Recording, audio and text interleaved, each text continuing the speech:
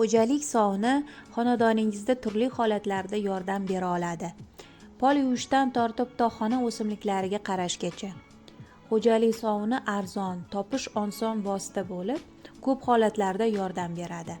Bugungi videoda kir sovundan foydalanishni 7 usulini jamladik. Bu usullarni bilganlar uchun eslatma, bilmaganlar uchun ajoyib lifhackdir. Kiyimdagi dog'larni ketkazishda. Kiyimdagi dog' tekkan joyni namlab, yaxshi sovunlang. 20-30 daqiqa qoldirgach, odatdagidek kiyim yuvib olinadi. Kir sovun sabzavot va mevalarni yuvish uchun. Do'kondan olingan sabzavot va mevalarni iste'mol qilishdan oldin sovunlab yuvib olish ma'qul ishdir. Kir sovun tabiiy tarkibga ega, zararsizdir.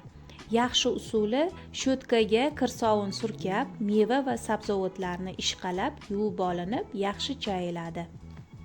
Buyumlarni dezinfeksiya qilish uchun. Kir sovun yaxshi antiseptik hisoblanadi. Buyumlarni dezinfeksiya qilishda ularni kir sovunda yuvish kifoya qiladi. Masalan, tish shotkasi, idish yuvish gubkasi, bolalar butilkasi, yuqumli kasal bo'lgan bemor buyumlarini yuvishda kir sovundan foydalanish mumkin. Bolalar o'yinchoqlarini yuvish.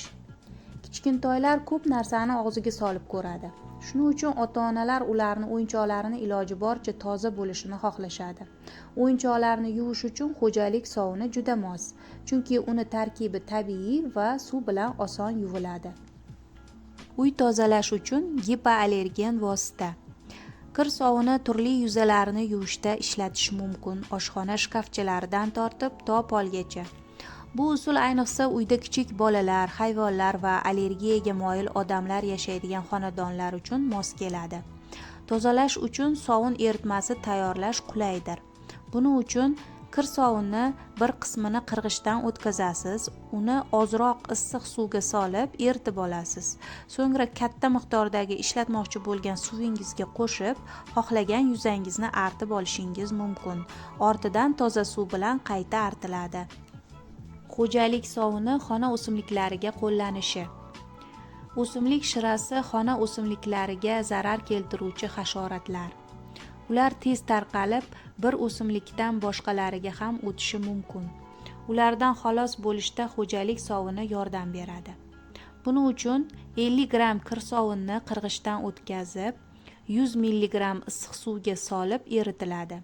So'ng 200 mg suvga aralashtiriladi. Eritma sovigach, purkagich orqali zararlangan o'simliklarga sepiladi.